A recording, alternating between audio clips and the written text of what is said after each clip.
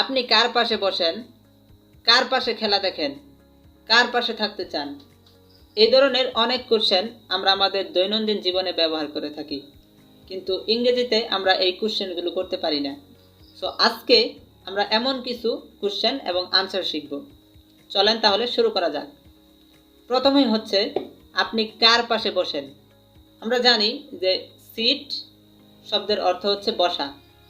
আমরা হয়তোবা এটা জানি না যে কার পাশে এর ইংরেজি কি। কার পাশে এর ইংরেজি হচ্ছে বিসাইড হোম, কার পাশে।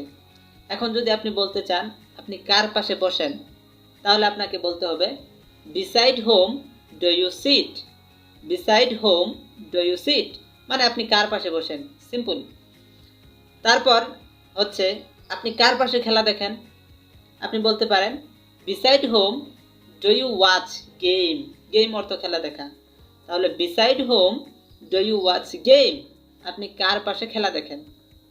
তারপর হচ্ছে আপনি কার পাশে থাকতে চান, এক্ষেত্রে থাকা ইংরেজি হচ্ছে স্টে, আর কার পাশে ইংরেজি হচ্ছে বিসাইড হোম।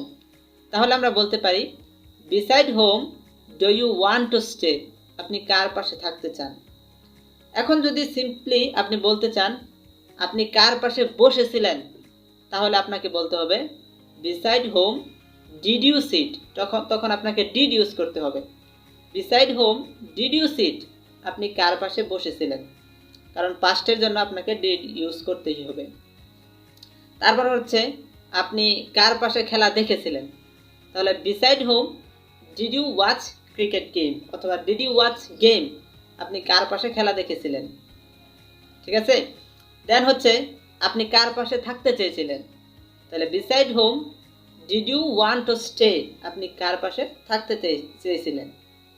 ওয়ান্ট টু মানে চাওয়া, ওয়ান্ট টু স্টে, আপনি কার পাশে থাকতে চেয়েছিলেন।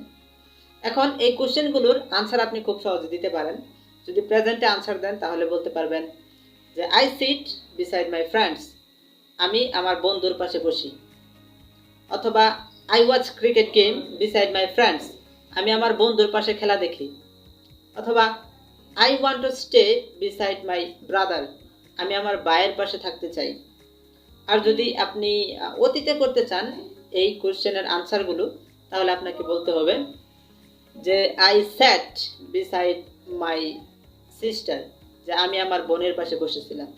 অথবা I sat beside my friends, আমি আমার বন্ধুর পাশে বসেছিলাম। অথবা I watched cricket game beside my friends, আমি আমার বন্ধুর পাশে ক্রিকেট গেমস দেখেছিলাম অথবা গেমস দেখেছিলাম। নেক্সট হচ্ছে আমি আমার ভাইয়ের পাশে থাকতে চেয়েছিলাম, তাহলে I wanted to stay beside my brother, আমি আমার ভাইয়ের পাশে থাকতে চেয়েছিলাম। এইভাবে আপনি বিসাইড হোম দিয়ে খুব সহজেই কোশ্চেন এবং আনসার করতে পারবেন।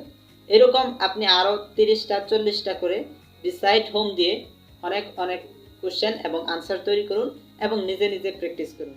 ইনশাল্লাহ you will be able to speak English fluently if you do this in such a way.